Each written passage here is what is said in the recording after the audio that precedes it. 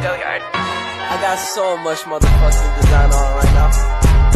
Break it down, bring it back, make it clap. I got 3 old thoughts, new guap, wear that damn. Bitches on my line, and you know they come strapped.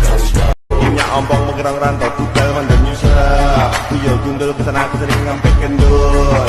Kendul wortel latih lo tampak. Assalamualaikum warahmatullahi wabarakatuh. Halo semuanya, perkenalkan nama saya Amanda Fitri Abadar dari Universitas Negeri Surabaya. Di sini podcast kali ini kita akan berbincang santai yang bertema tentang problematika berbangsa dan bernegara. Dengan rekan saya, yang pertama yaitu Kak Lauren. Silakan perkenalan diri.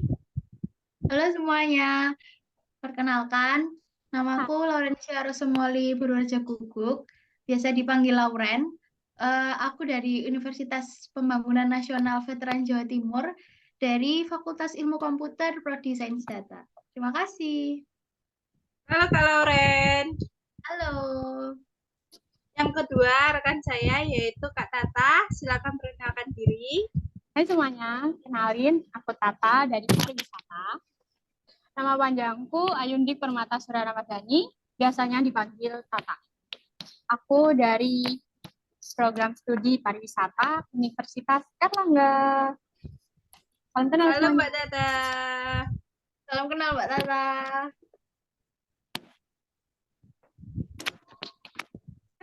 Pembahasan yang pertama yaitu sebagai mahasiswa yang kritis nih Kak Lauren dan Kak Tata. Apa sih menurut kakak itu nilai budaya bagi kalian? Dari Kak Lauren dulu.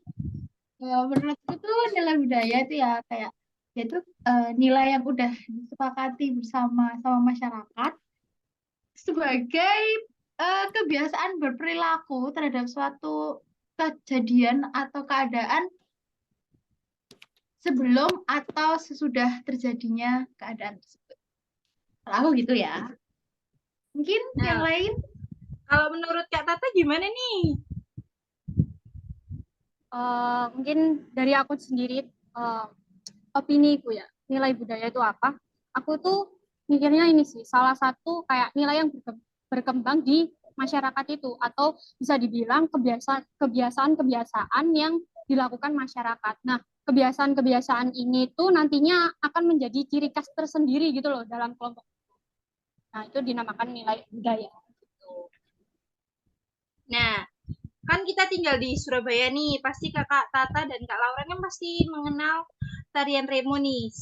Sejauh apa sih Kak Tata sama Kak Lauren mengenal tarian remo ini? Mulai dari Kak Lauren. Kalau aku dulu atau aku dulu ya? Ya, oke.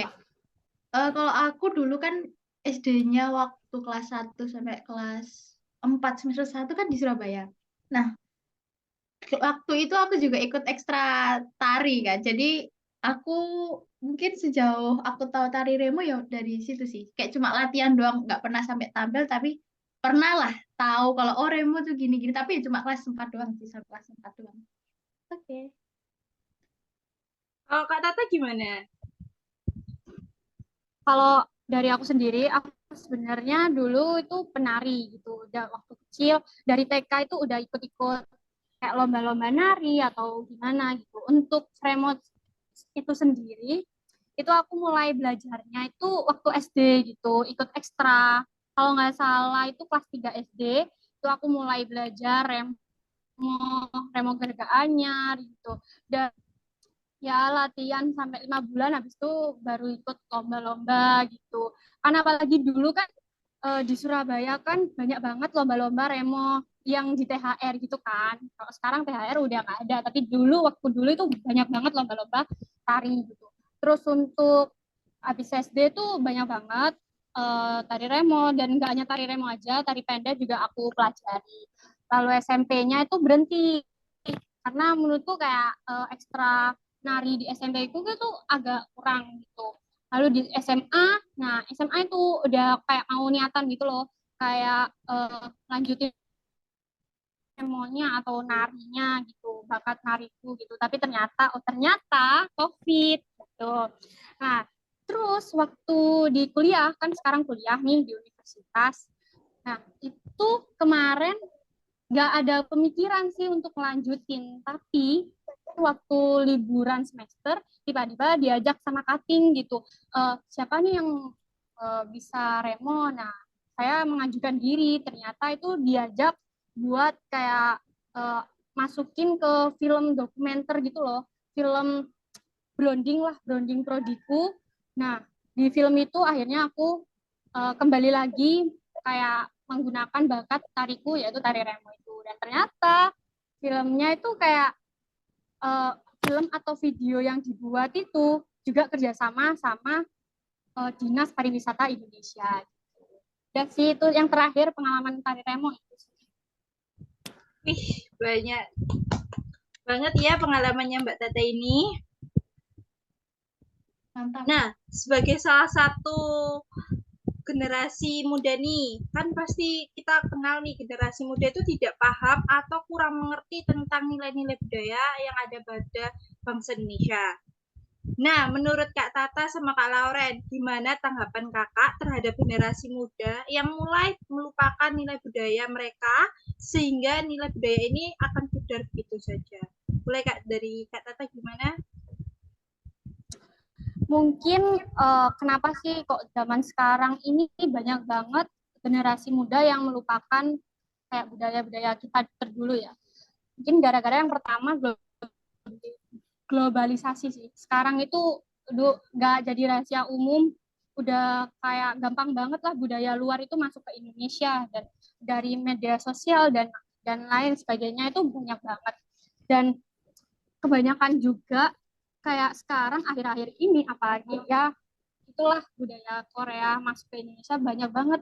Generasi muda itu malahan kebanyakan, kalau bisa dibilang sebagian besar ya, kayak lebih mengenal budaya Korea yang ya dance dan lain sebagainya, tapi mereka tidak mengenal budaya Indonesia yang kayak wayang, terus ludruk, reog gitu.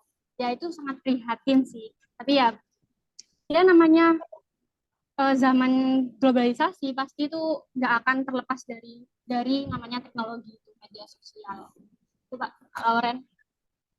Gimana menurut Kak Lauren? Kak Lauren? Menambahi dengan katanya Mbak Tata tadi, kan mungkin gara-gara globalisasi juga teknologi semakin maju ya kan. Kita bisa lihat dari anak-anak zaman sekarang aja, mereka kayak udah apa ya, apa-apa tuh ngedep HP, apa-apa ngedep HP gitu kan. Jadi Ya, benar. sedangkan kalau budaya itu, kalau misalnya kita kayak cuma sekedar tahu atau kita nggak mempelajari, nggak mencoba berbaur sama yang lainnya tuh kayak nggak apa ya, kayak percuma aja gitu loh, ya kan? Bener banget apa yang dia dibilang Lauren, kayak aktivitas generasi muda sekarang itu kayak kebanyakan mereka ya main HP gitu loh, gadget, habis pulang sekolah gadget gitu. Udah jarang untuk apa ya, sekarang apa Indonesia sendiri tuh banyak banget kayak memiliki permainan-permainan tradisional gitu kan, yang dimana permainan tradisional itu kayak dilakukan secara di luar rumah gitu loh. Apalagi tapi sekarang kayak generasi muda tuh ya di sekolah ya udah di rumah main gadget. Itu sih yang buat agak alasan kenapa kok sekarang ini budaya Indonesia jarang. Oke. Ya gitu sih. Terus, ya, terima kasih Mbak Tata sudah menambahkan. Kayak ya, terus untuk cara gimana ya menanggapinya itu mungkin gini, dalam sisi kita tuh nggak bisa melarang untuk budaya luar masuk ke Indonesia, karena ya memang itu harus seperti itu. Nah, caranya ya gimana? Maaf, cut. Nah, caranya itu kita harus mensaring gitu loh, budaya dari luar itu disaring dulu mana yang baik atau buruknya. Nah, itu yang harus kita lakukan, bukan menstop budaya luar untuk masuk ke Indonesia. Itu nggak bisa. Ya, yang kedua, yang pertama kan tadi kayak kayak memilah dulu. Yang kedua mungkin dengan kita mengikuti budaya luar itu boleh-boleh aja, tapi jangan sampai kita melupakan budaya diri kita sendiri, budaya Indonesia gitu. Jangan sampai meninggalkan gitu. Dan kalau soalnya gini loh, kalau semisal kita sendiri nggak mempelajari itu, nggak melestarikan itu, siapa lagi gitu. Nanti pastinya budaya ini akan luntur. Tuh, coba Lauren ada tambahan nggak? Menurutku nggak ada sih, soalnya bener banget yang dikatain Mbak Tata, semua balik lagi ke kitanya. Kitanya tuh mau berusaha melestarikan atau enggak, maksudnya kan pasti kayak gitu, budaya itu kan macem-macem kan. Iya. Apa ya, jadi kalau misalnya macam-macam kita kayak ada rasa penasaran, oh ternyata budaya di daerah ini tuh gini, budaya di daerah ini tuh gini. Jadi itu kayak menggugah rasa minat kita dan akhirnya kita tuh mencoba untuk mempelajari. Ya semua balik ke diri Ya, kita. ya itu. Dan juga kayak tadi yang aku bilang kan, kita itu nggak bisa men-stop budaya luar masuk ke Indonesia. Nah, dari kalimat itu sendiri, kayak kenapa kita nggak budaya kita, budaya Indonesia ini kayak diekspor ke dunia luar gitu loh, dikenalin memperkenalkan budaya kita di internasional gitu. Jadi kayak apa ya, dengan dengan zaman globalisasi itu ya jangan kita itu bagi kita Katanya Mbak Tata kan kita harus mensaring budaya-budaya yang masuk di Indonesia ini. Selain itu, gimana sih upaya kakak-kakak sebagai generasi muda untuk mempertahankan nilai budaya bangsa ini agar tidak pudar? Dari Mbak Tata dulu. Kalau aku gimana caranya biar nggak pudar? Ya yang pertama kita harus ini dulu sih, mempelajari dulu, jangan sampai meninggalkan budaya kita sendiri gitu loh. Mempelajari ini nggak hanya mengenal gitu, benar apa yang dibilang Mbak Lauren gitu loh. Jangan hanya melihat saja atau mengetahui saja, tapi ya harus dikembangkan gitu, budayanya itu dikembangkan. Kayak semisal dalam aku ada matkul lintas budaya gitu. Nah, di lintas budaya itu sendiri aku dikasih tahu kayak sama dosenku kayak ada suatu gimana cara kita menyebarkan budaya itu dengan cara desiminasi. Nah, desiminasi ini kayak penyebaran nilai-nilai budaya ke luar negeri gitu. Nah, ini tuh bisa dilakukan seperti pertukaran budaya gitu, pertukaran budaya yang contohnya seperti pertukaran pelajar. Nah, dari pertukaran pelajar ini juga bisa nanti itu pelajar Indonesia sendiri waktu itu melakukan pertukaran pelajar. Nah, dia harus kayak memperkenalkan Indonesia ke negara yang luar. Misal kayak pertukaran pelajar Surabaya sama Busan kan. Aku tahunya kan itu. Nah, gimana caranya anak-anak pelajar yang dari Surabaya ini harus memberi tahu gitu loh tentang budaya Indonesia. Terus habis itu bisa dengan pertukaran budaya itu dan juga ini pameran, habis itu festival itu jangan sampai hilang. Terus semuanya ini pasti nggak akan luput dari pemerintah sih. Saya kayak penopang pertama itu pemerintah gitu loh. Gak hanya masyarakat itu benar itu ikut berkontribusi, tapi penopang pertama itu pemerintah. Jadi pemerintah itu harus kayak jangan sampai nih kayak misal pameran, festival atau ya dan lain sebagainya yang mendukung budaya itu jangan sampai hilang gitu.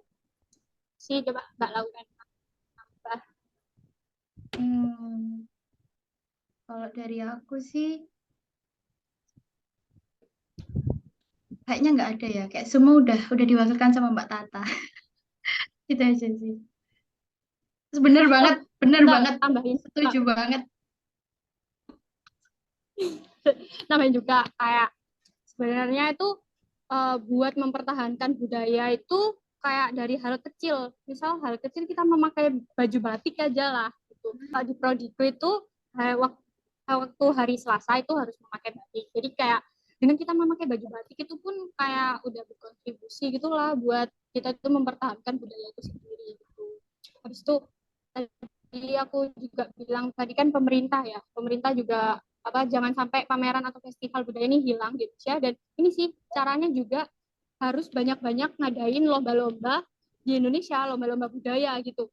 Karena menurutku kalau semisal nggak ada lomba atau apa itu mungkin masyarakat juga akan males. Soalnya ketika ada lomba nih, lomba budaya misalnya, lomba wayang atau apa buat anak kecil itu pasti mereka itu mau karena apa? Pasti ada rewardnya kan. Nah dari reward ini pun mereka itu semua akan semangat gitu. Oh aku ada lomba nih, kalau lomba ini ikut dapat uang gini gini gini. Nah dari hal itu mereka tuh jadi semangat untuk mempelajari. Mungkin sebelumnya kayak nggak ada niatan untuk mempelajari budaya itu, kayak pelajari wayang itu nggak ada niatan. Tapi setelah ada lomba-lomba banyak dan itu rewardnya gede gitu, jadi ya satu. Barusan nyala lagi. Hujan soalnya di luar, makanya masuk ke kelas.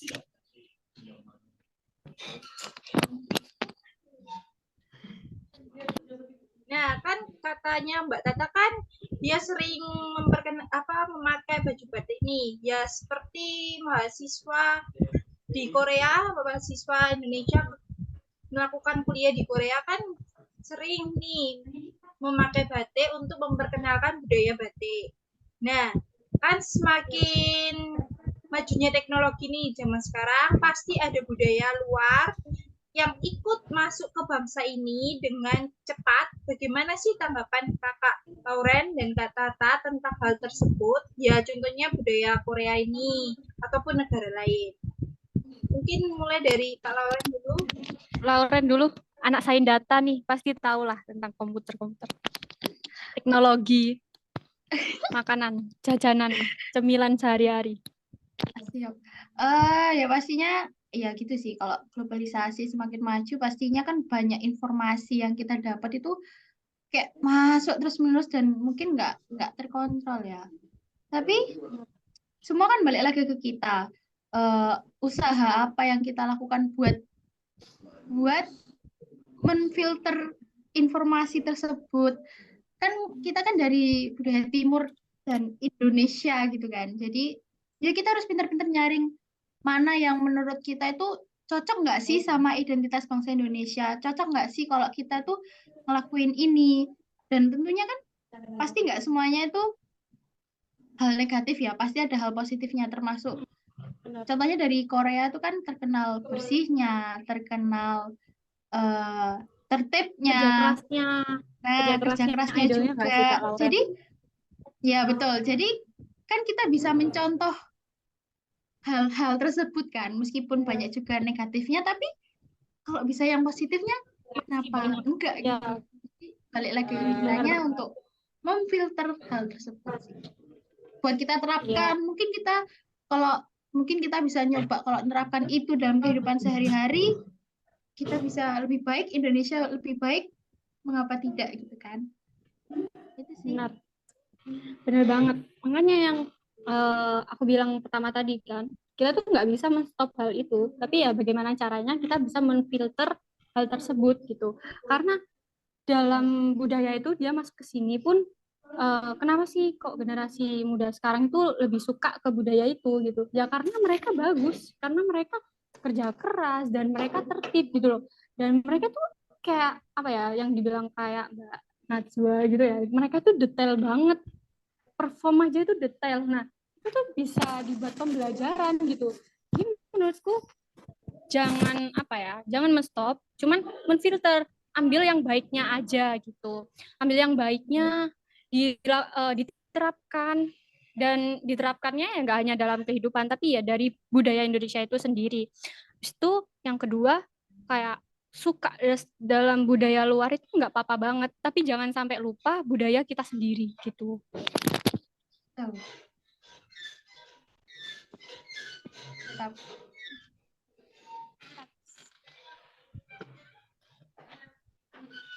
Nah, selain budaya kayak misalnya tarian-tarian tradisional nih, kan kita sebagai generasi muda kan ada juga nilai budaya yang tidak dipahami oleh generasi muda nih.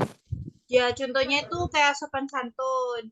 Nah, di mana sekarang kan sopan santun ini kan kurang dimengerti nih sama generasi muda.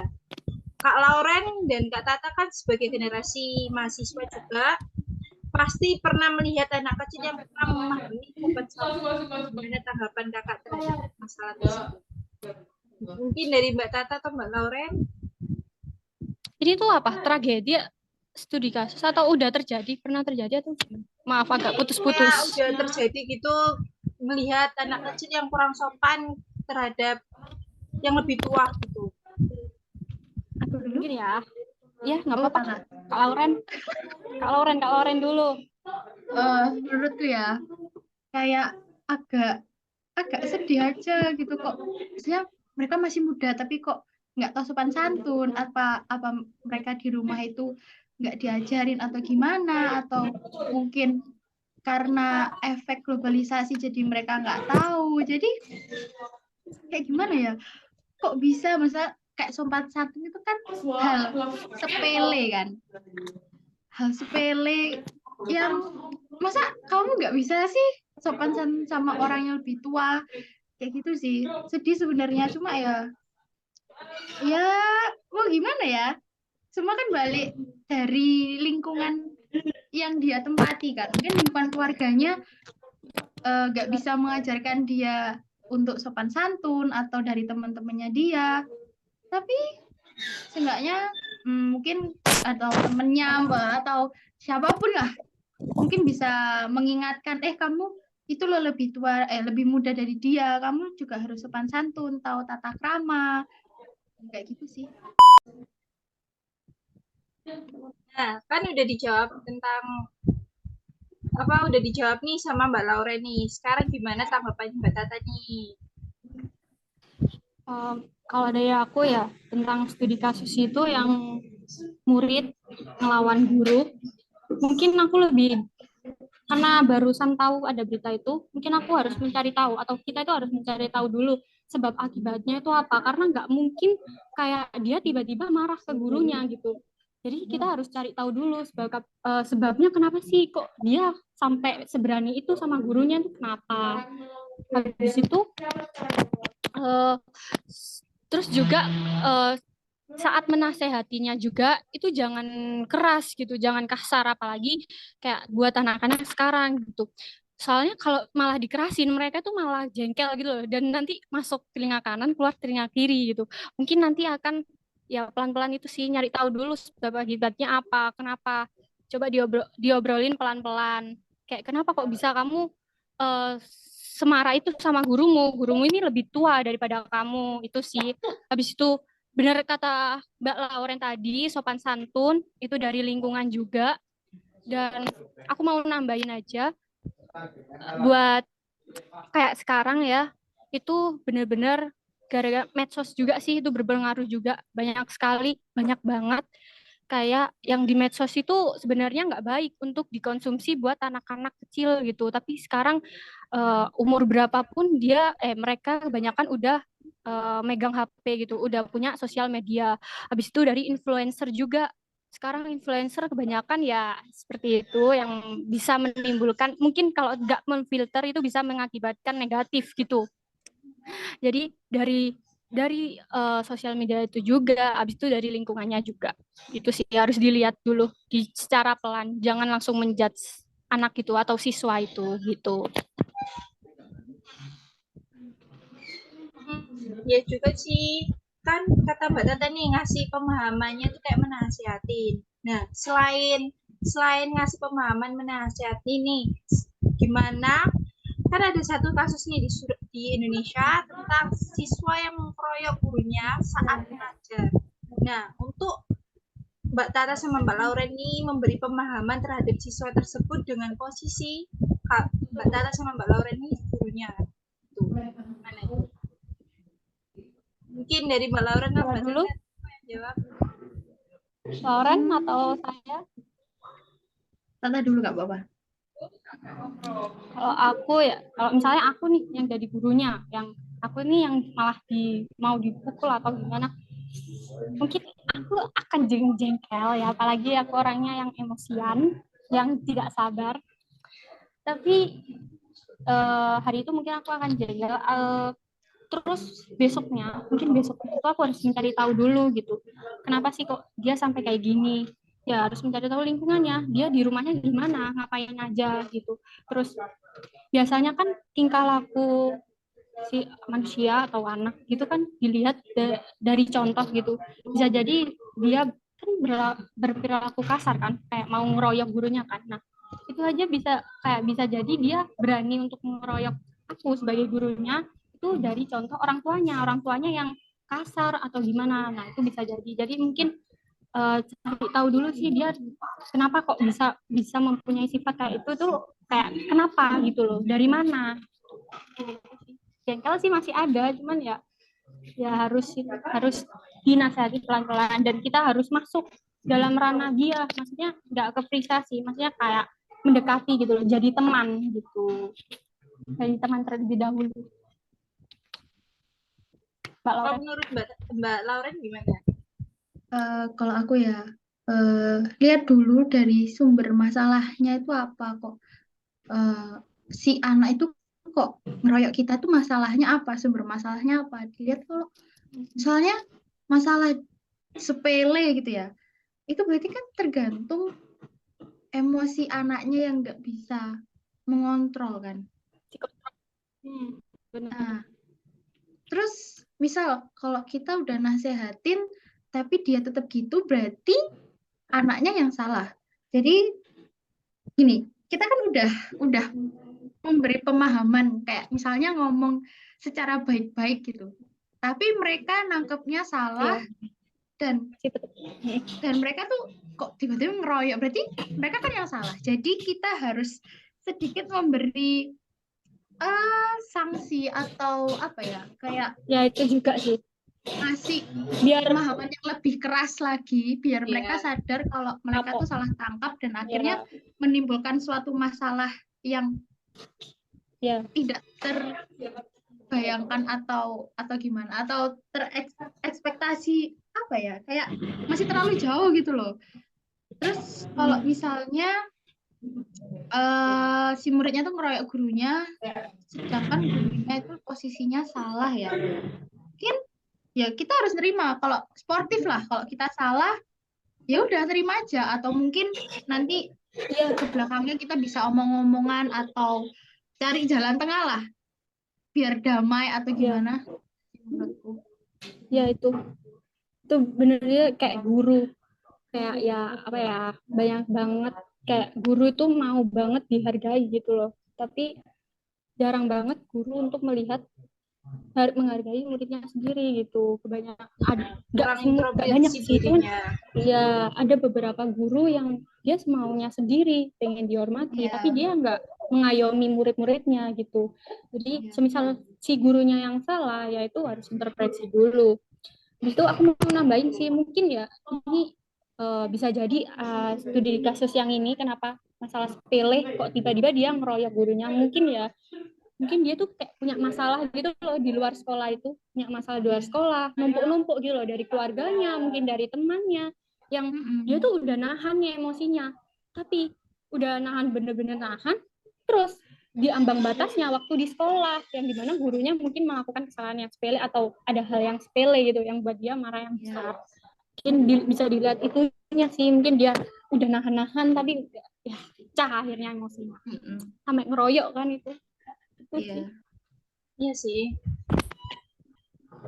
Nah, ngomong-ngomong nih, kan Kak Tata dari jurusan pariwisata. Nah, gimana cara Kak Tata nih sebagai pariwisata nanti ke depannya setelah lulus untuk memperkenalkan budaya-budaya Indonesia ini terhadap negara lain atau ke orang-orang di sekitarnya? Mungkin kalau lulus belum ya, tapi untuk sekarang lebih ini sih, lebih yang dekat dulu. Gimana caranya biar dekat dulu, ini berarti kan masyarakat Surabaya ya. Surabaya itu banyak banget orang-orang yang ngeremehin kayak di Surabaya itu nggak ada pariwisata gitu. Nggak bisa pariwisata cuma mall doang gitu. Padahal dalam Surabaya itu banyak banget loh, kayak objek-objek wisata itu banyak banget di Surabaya, tapi orang-orang itu belum mengenal gitu. Jadi untuk tugasku sekarang mungkin memperkenalkan yang lebih dekat dulu, kayak Surabaya. Nanti habis dari Surabaya, provinsi, provinsi baru ke Indonesia. Dan mungkin untuk lulus ya aku punya harapan sih, kayak aku pengen kayak masuk dalam komunitas pariwisata yang internasional gitu. Soalnya Indonesia itu, perwakilan dari Indonesia itu belum ada. Tapi ya walau alam ya, nanti gimananya nanti itu nggak tahu, masih rahasia. Mungkin itu kayak kesempatan yang sangat kecil banget buat perwakilan Indonesia, tapi ya bismillah aja, buat terbaik lah buat pariwisata Indonesia.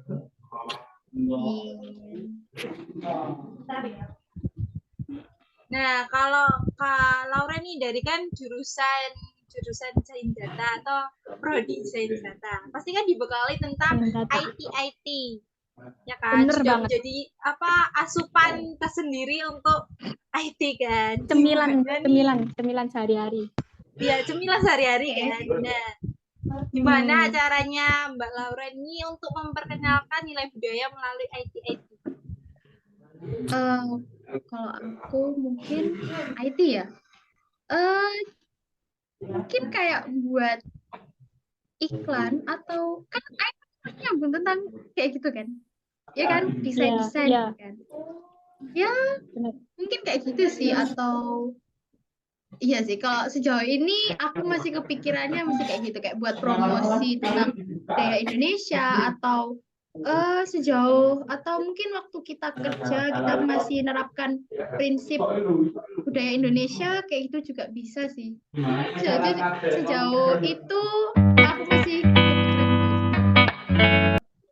Ini aku paham maksudnya Mbak Lauren gitu, kayak budaya itu bisa melalui sosial media gitu loh.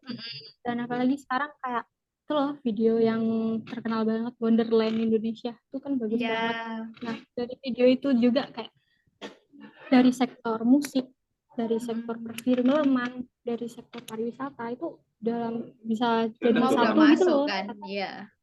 Iya, semua udah masuk, dan itu benar-benar memperkenalkan Indonesia gitu loh. Dan di YouTube itu banyak banget yang nonton, gak hanya dari orang Indonesia sendiri gitu. Bener banget kayak Mbak Lauren, kayak dari sosial media itu bisa. Malahan yang kemungkinan besar di zaman sekarang yang kayak teknologi itu, malahan yang besarnya yaitu promosi terbesar-besarnya ya di sosial media gitu. Gimana ini? Ya, kita harus memanfaatkan globalisasi dan kemajuan teknologi sih.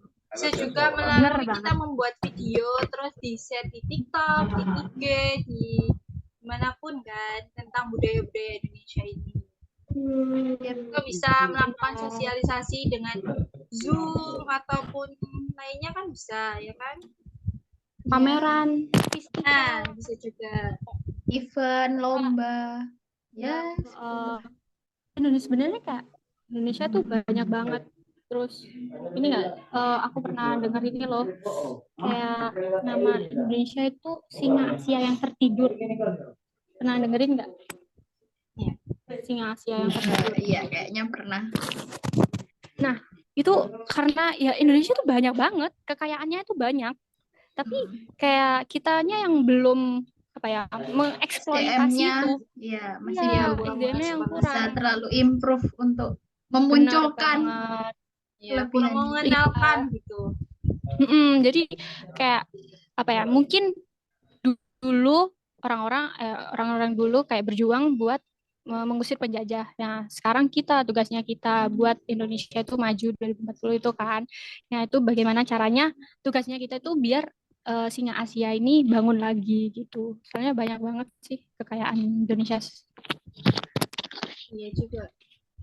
Nah kan kebanyakan anak-anak di generasi muda ini kan kebanyakan ke gadget gitu kan. Jadi kita bisa melalui mempertahankan budaya ini melalui IT. Ya, benar banget. Jadi mungkin yang suka main HP atau apa, dia bisa menyalurkan budaya itu dari situ gitu loh. Nggak harus bisa nari atau apa, nggak harus.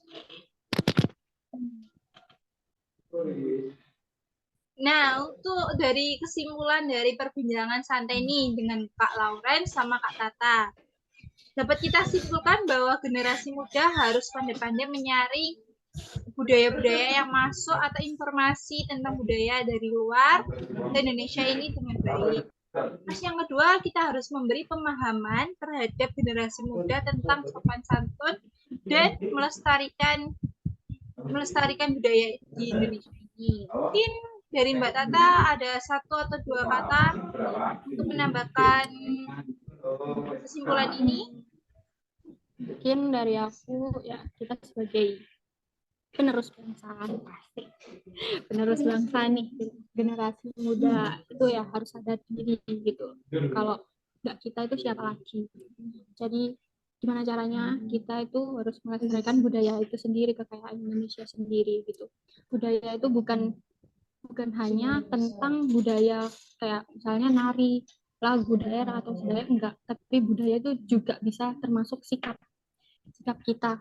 Jangan sampai adanya globalisasi ini akhirnya sikap kita yang dulu gotong royong, saling menolong itu hilang, tergantikan dengan sikap individualisme seperti budaya luar gitu. Nah, jadi ya kesimpulannya itu kita harus ketika menerima budaya luar kita harus mensaring dulu, kita harus ambil yang baik-baiknya aja gitu. Dan yang kedua, tetap melestarikan budaya kita sendiri. Itu dari saya. Mbak Lauren. Dari Mbak Lauren gimana? Mungkin karena kita generasi 2000-an bawah ya, atau bisa dibilang generasi milenial, generasi Z. Jadi kita kayak ada di tengah-tengah generasi yang atas sama generasi yang bawah kan. Jadi kita kan tahu, oh kalau generasi atas tuh gini ya, maksudnya budaya generasi atas tuh gini, terus budaya generasi bawah tuh gini. Jadi kayak kita tuh ambil positifnya generasi atas itu buat kita jadiin contoh generasi kita ke bawah. Kayak gitu sih. Bener.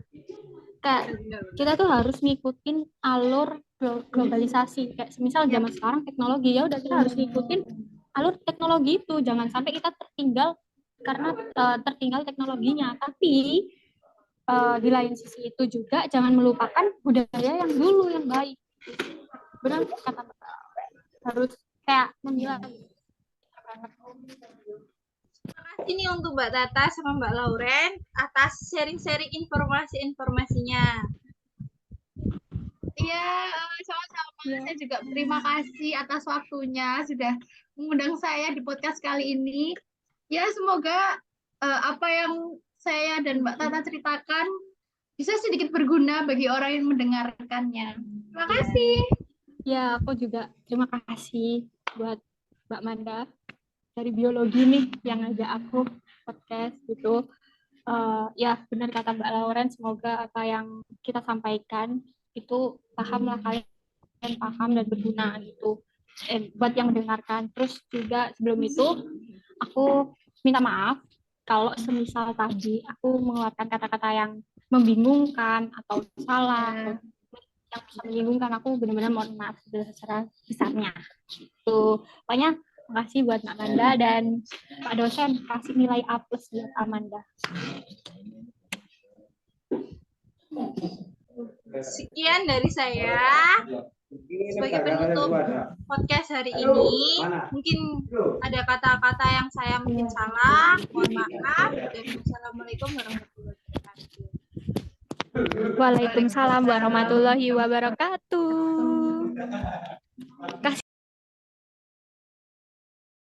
Break it down, bring it back, make it clap. I got 3 old thoughts, new guap,